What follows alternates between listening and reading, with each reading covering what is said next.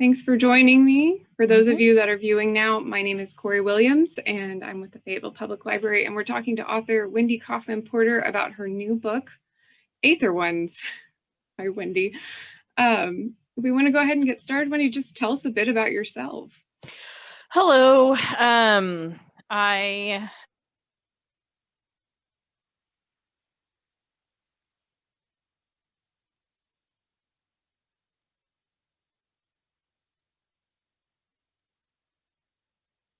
am kind of a hermit, like not a whole lot of friends.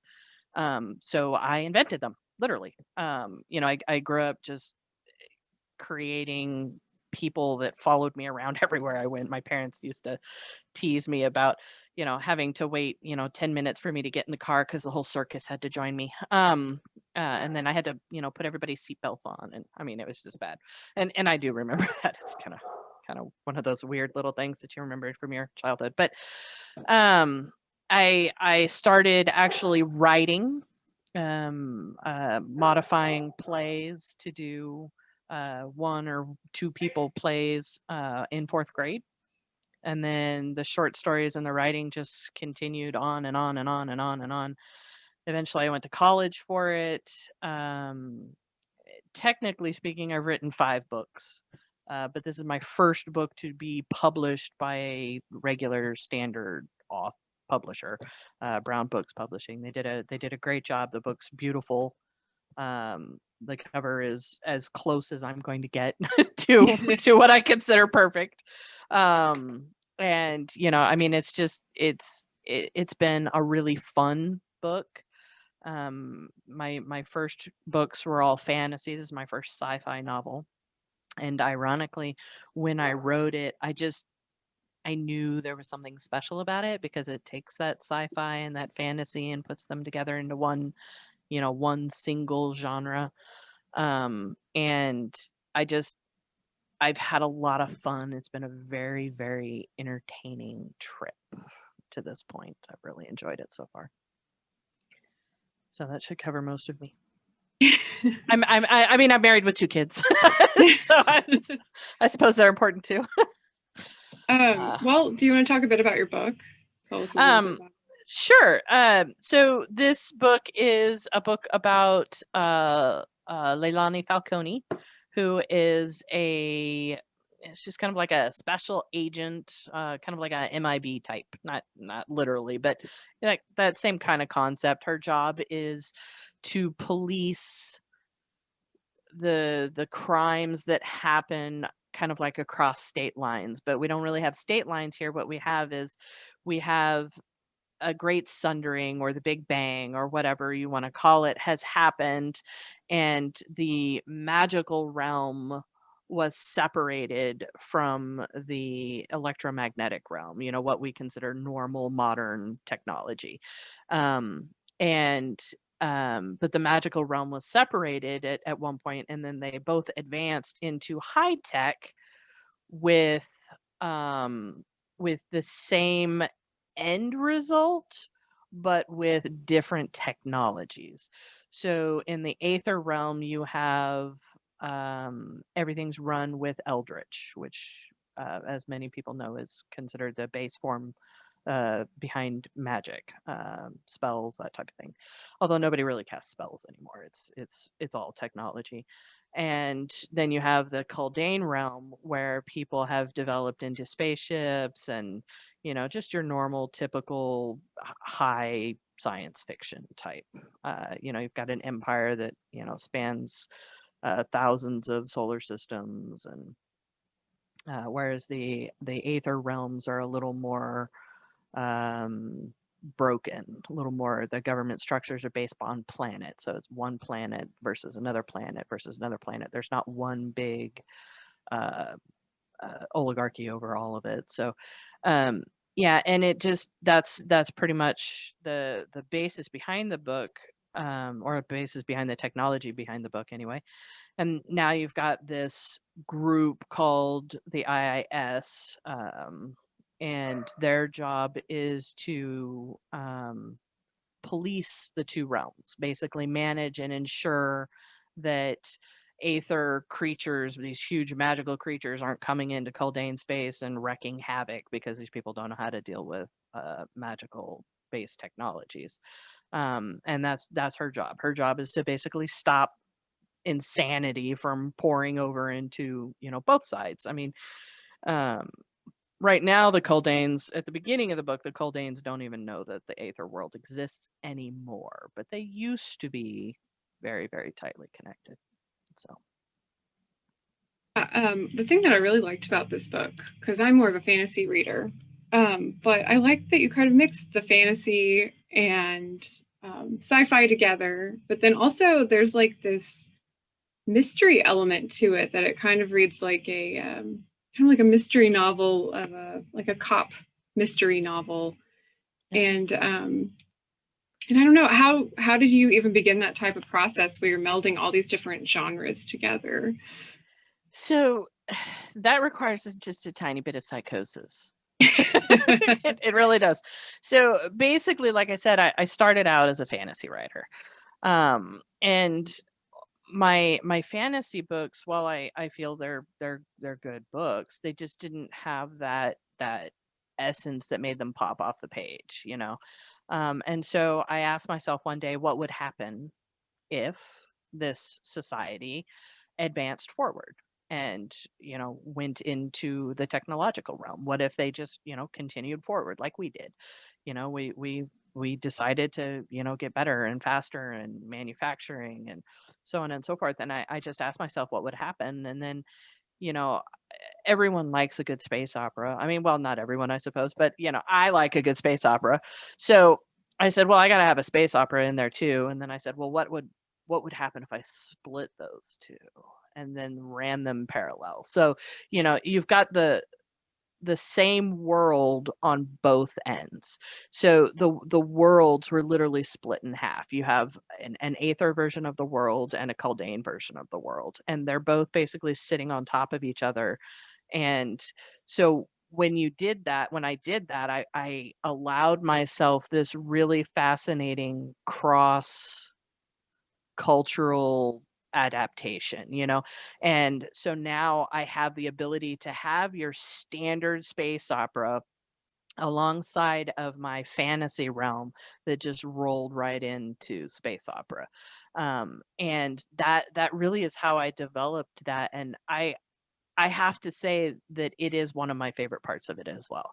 It is my number one favorite thing. If I want to develop a science that, you know, shouldn't technically exist, I could just put it in the Aether realm. Voila, there we go. We have time stop grenades. Toss, you know? And, you know, you're mixing technology and magic, and suddenly everybody's standing still for 10 seconds, you know? I mean, and you can do a lot in 10 seconds in a firefight. So,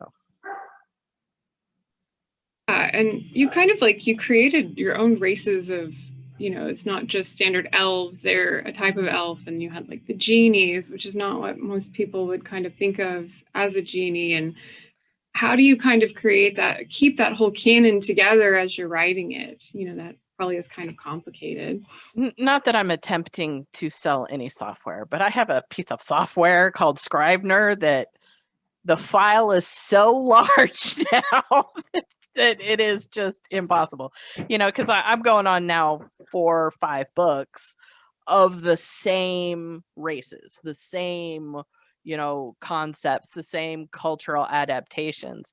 And so I literally have a piece of software that I am using to keep everything separated. You know, it has races, and then underneath that it has, you know, greater races and lesser races and sub races and humans. And, you know, my elves, there's actually 4 different species of elves. And, you know, while I don't cover it necessarily too much in this book, it is heavily covered, for example, or I guess I haven't put it up yet, but it will be heavily covered on my website, you know, because I'm putting up the races there so that people can actually use them for their role playing games. But you know, and you know, the details are really heavy. I go into the cultural norms, and I literally broke it all down into, okay, this race, a Crodoc, runs into a human. What are the differences between the two? How does a Crodoc deal with human? How does it interact? You know, what are the differences? What are the similarities? communities, and and I was very, very detailed. I go down to every race has their own culture. Every race has their own, trade negotiations, or, what they export and what they import and all that kind of stuff. And I'm very, very detailed about it.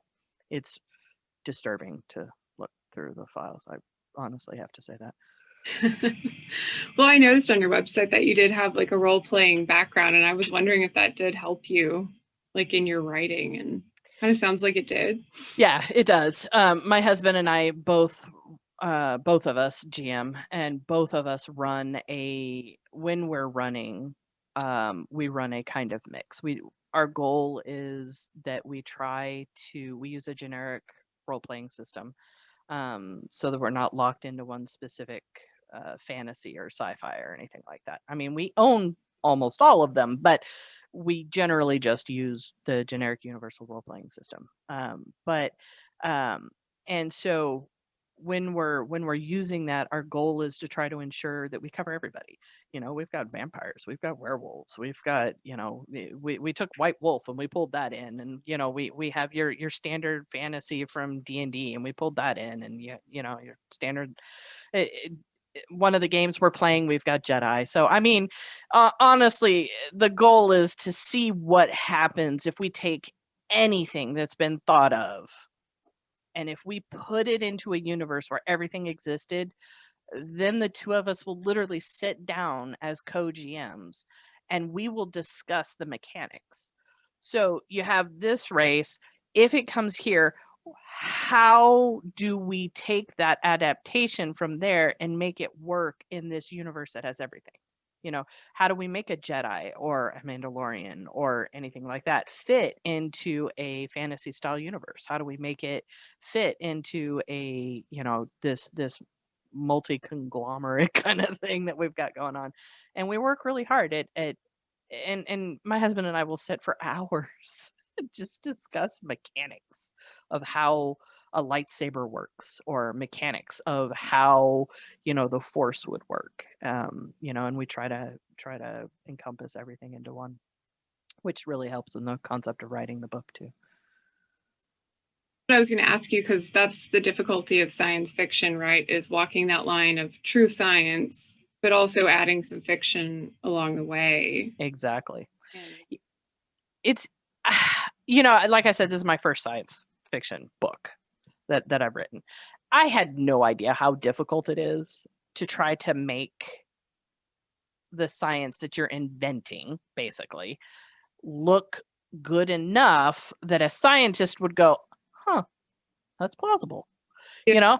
They don't have to say yes, as possible, but just if they can have that plausibility, because I don't enjoy reading sci-fi where I go, that's so not how science works. That's if it's completely unbelievable, then to me it doesn't work right. It doesn't feel right. There has to be some believability behind it. And I like to think that that's what I did, and I tried really hard to fit some sort of believability in it. But I will admit, if you don't like fantasy at all and you hate the concept of magic, you will not like this book. Flat out. Say that.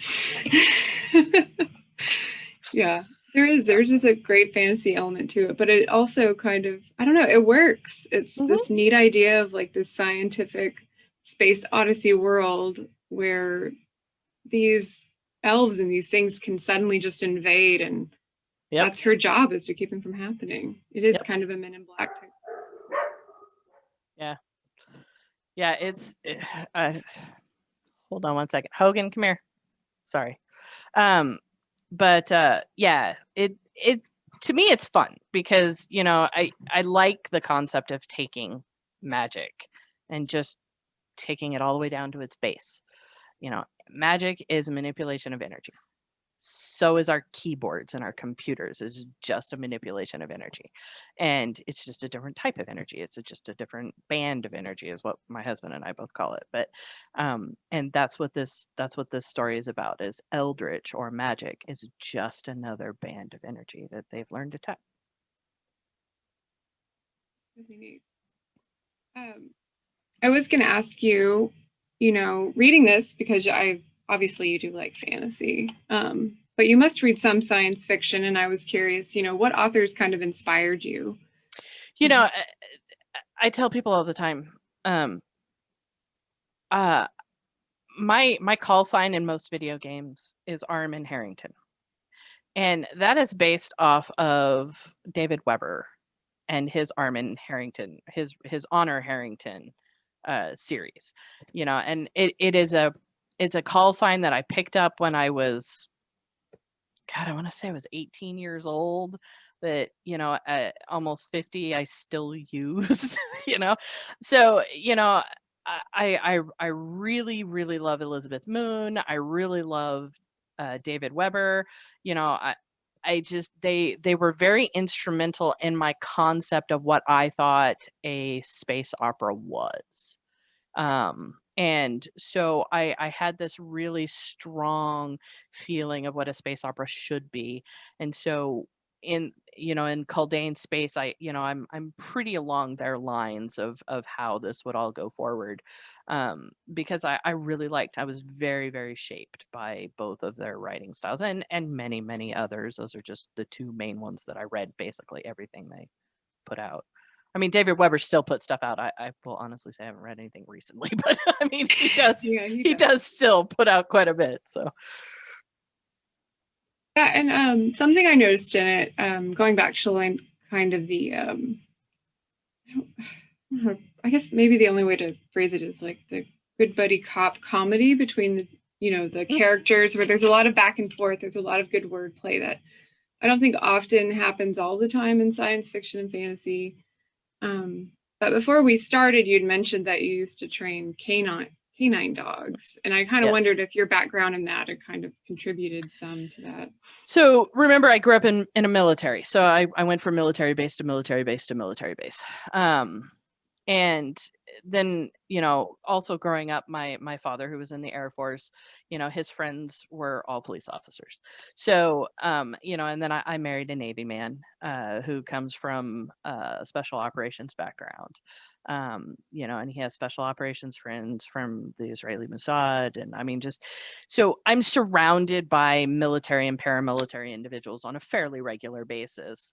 And there's a certain level, they call it kind of like a morbid humor, a darker humor that they have, that I've just naturally picked up over the years. And so my witty banter, and a lot of the individuals who have read this who are military background all feel that it's accurate. It's exactly what they experienced on their ships, or behind the scenes and other things. It's that type of banter. You're in this high stress situation, and they're making jokes because if you focus on the high stress situation and the fact that you could die in the next 15 minutes, you're really not going to probably do your job as well. So they find these other methods of handling how they deal with these horrible things that they have to do on a daily basis, and it's usually with comedy. And so I tried really, really hard to ensure that integrity to my characters, so that they felt like that my readers felt like these individuals, they might be a little off. They might go, oh my God, I can't believe they would do that. I can't believe they would say that. But in reality, it's fairly accurate. So, and it's one of the things I love is actually dialogue. It's my favorite thing to write. I love dialogue. Fun, witty dialogue in the book. Thank you. Ask also kind of like, what is your writing process? A lot of people are always interested in, what different writers, everybody has a different process. And so I thought, what was yours for writing this? So generally speaking, I am the type of person who sits down at a keyboard with an idea, and I just start with dialogue, ironically. And I dialogue between multiple people. And that helps me, one, build a character. It helps me, two, build a scene, and then I go from there. But generally speaking, my ultimate goal is that I have placed myself personally in each character. If they appear on a page, I have thought out their background. I have thought out where they're from. I have thought out what caused them to be at that point in their life. And for me, that's the key. Sometimes I will write an outline. It's really rare that I write an outline. And when I do write an outline, usually what it is a series of dialogues that I have tied together in a, more full outline kind of concept with a few, you know, you got to go from point A to point B here, they have to walk from this room to that room to have this dialogue, and so it'll be a really in-depth dialogue piece and then like 2 sentences of what happens after that, then another dialogue piece. But generally speaking, I try not to fully define an outline until I am 100% writing.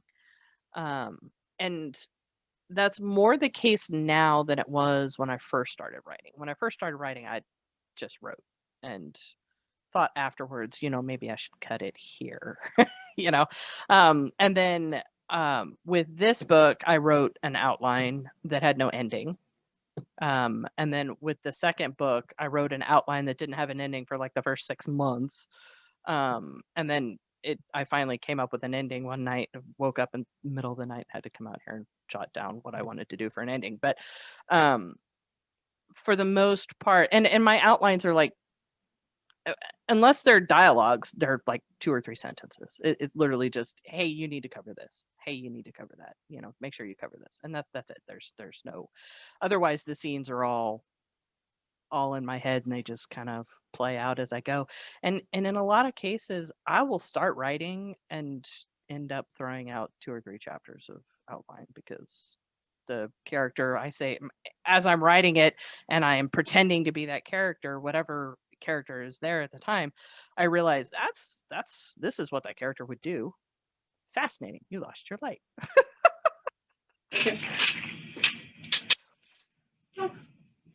There we go. But Sorry yeah, about that. no, it's okay. But yeah,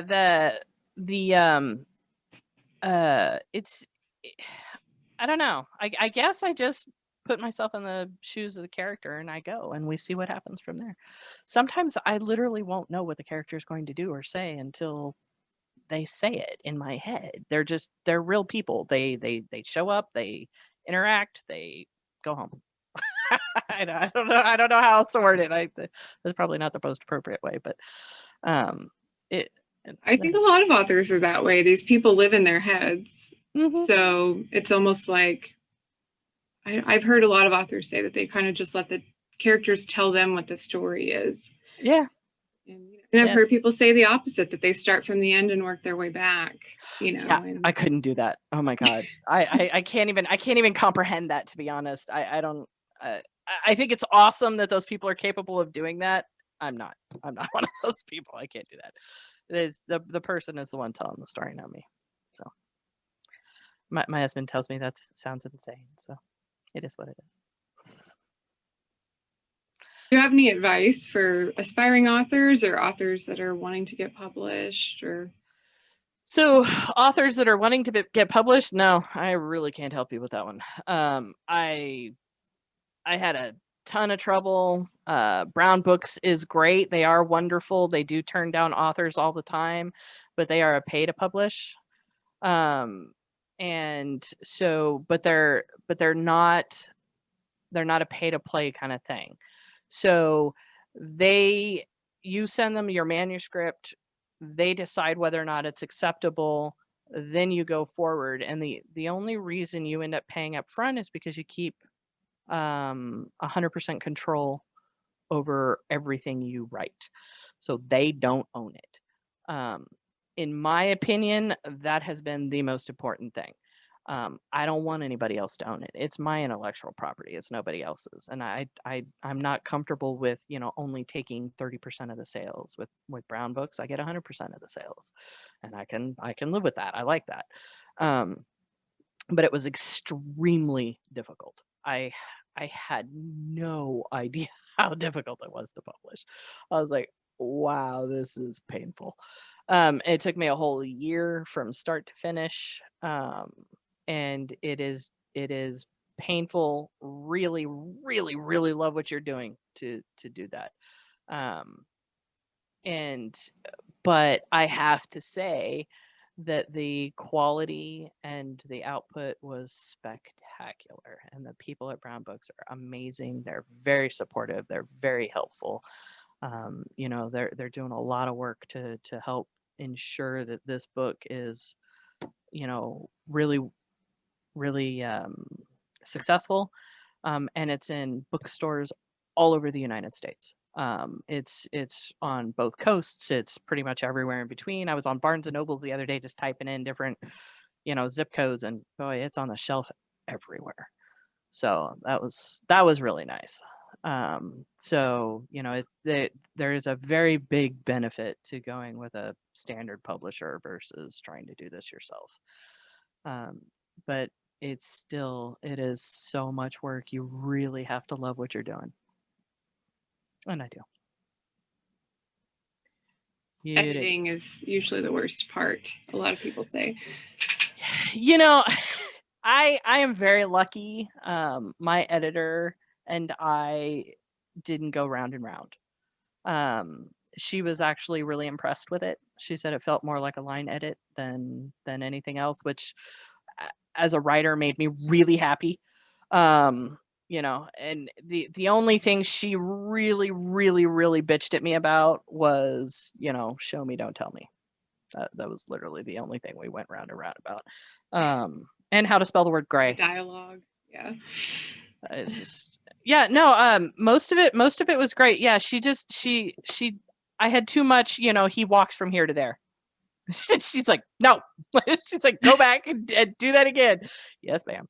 But other than that, no. There was I got really lucky. I worked really, really hard at this book. I had already written several several copies of it.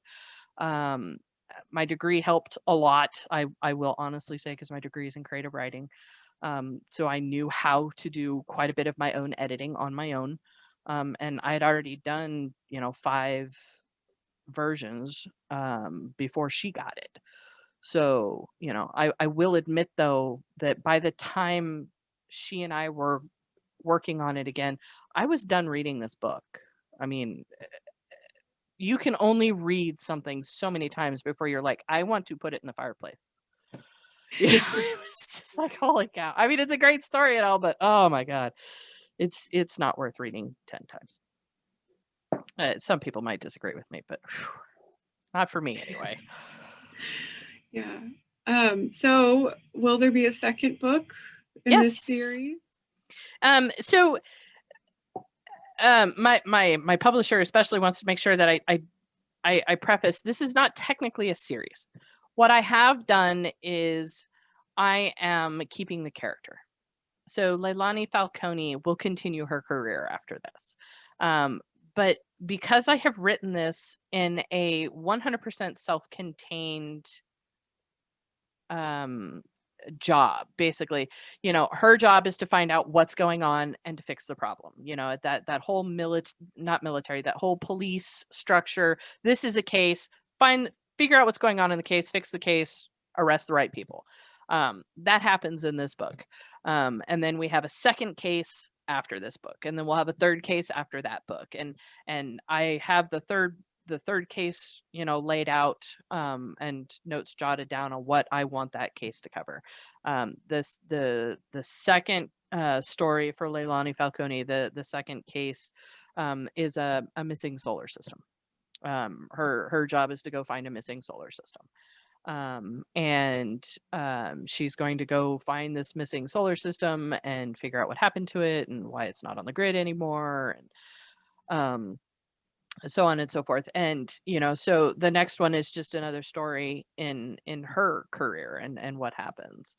And then the third one's the same kind of thing. And then I have, like I said to you before offline, I have an entirely separate story outline idea for the Rothar character in this. He does not continue on with her. He goes back to his original career, which is a general in the Aether military. And so I have a spin-off story involving him and how his how he deals with the chaos that you will see if you've read the book ends in the end of the thing. The Aether space kind of gets thrown into chaos as the new president returns and stuff. So, but yeah, it's fun. There's a lot to go with it. And of course, there's the fantasy stories that eventually I will also publish and put those out that ironically are relevant to this story. Yeah, I like that. So they're kind of almost like standalone books. Yes. They're not forcing. Yeah. Yeah, and then in book 2, you start with a character kind of like appears briefly, named Rainfeather. Her full name is Rainfeather of Clan Blue Mountain, and she's one of the professors at ELU, which is the university in the book, in both books, in both this one and the other one. And she is actually one of the characters from my fantasy novels as well. Same character, several thousand years later. I would like you to talk about these short stories that you've been doing, because before we got started, you were talking about it, and your husband yelled from the other room that you had to mention it. But they sounded like a really cool idea. Yeah. So, my husband and I are both role players. We do tabletop role playing. My husband is currently game mastering or running a game.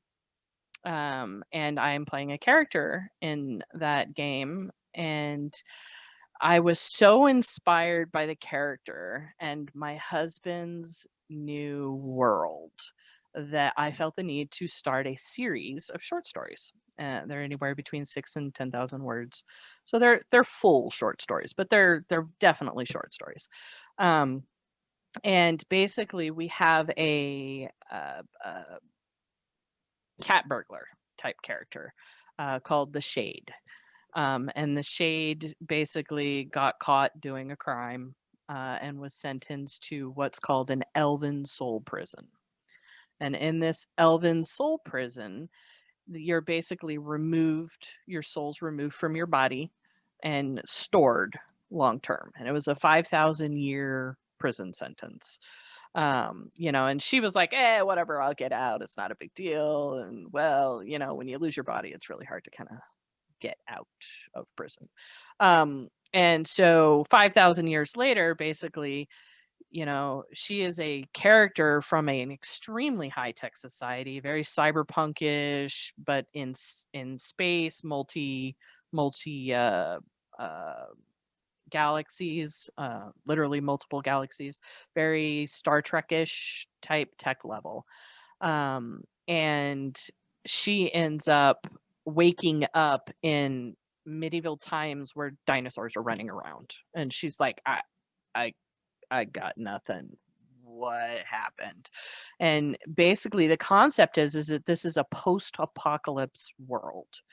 The people on this planet have literally used mage bombs or regular bombs in multiple cases to bomb their planet back into nothing. And they didn't even do it just once or twice. They did it 4 times. So she literally missed 4 eras, just 4 different rises and falls of society. And now she's in this new society, and she wakes up to find out that her partner from before she went into prison decided to write a bunch of novels about her as she's the main character. And so now in the short stories, you have her getting one of those books and sitting down to read it. So you have her memories plus what actually happens in the book. And sometimes she's like, okay, this is too accurate. And sometimes she's like, wow, could you have embellished this anymore? And you have her talking to this person who's long since dead. I mean, 5,000 years is a long time for anything. And she's just like, you know, and sometimes she reacts well to the book, sometimes she doesn't. It really just kind of depends on the book. But I'm on my fourth one now, and I am having so much fun. It's a very, you know, like you said, it's a very fourth wall break kind of story. It's a lot of fun, and it's, I think for me, with everything going on, it has just been a nice break. It's a nice break from all the extra work, and I'm really having fun with the short stories. So.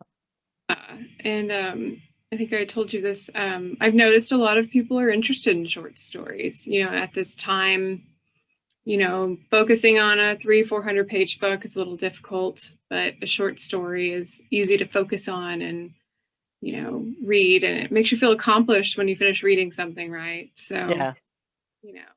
I feel the same way about writing it. I think that's why I'm. I think that's why they're getting written. Is because, you know, with everything going on, I hadn't written too much, and so when I started writing these short stories, I felt like I was doing something again. It made me feel a little better. I was like, at least I'm not completely blowing off my days staring at the news. So you know, it's been, it's very, very gratifying. You know, and you can knock out 10,000 words pretty quick. So both reading and writing. So. Where can someone find those short stories or purchase your book? So my book can be purchased pretty much at any Barnes and Noble. I mean, I'm sure there's a few out there that don't have it, but for the most part, any Barnes and Noble. You can also buy it on Amazon, both digital and physical. You can also buy it from my website, which is where you can get the short stories. On my website, you can get an autograph copy. But my website is www.wendycoffmanporter.com. And the short stories are there, and they're totally free. You don't have to pay a dime for them. They're just there for fun and reading and people to enjoy and stop listening to the news for a couple of hours while they skim through a cute little short story, depending on your reading speed. My husband cranks them out in like 20 minutes. But he's kind of insane. I don't even read that fast. Yeah, it's pretty insane. I don't understand his reading speed. I keep teasing him that he can't possibly be reading every word. So That's why he was in special ops in the military. well, he was mostly Navy, but he did some special stuff on the side. He had a lot of, he comes from a special family.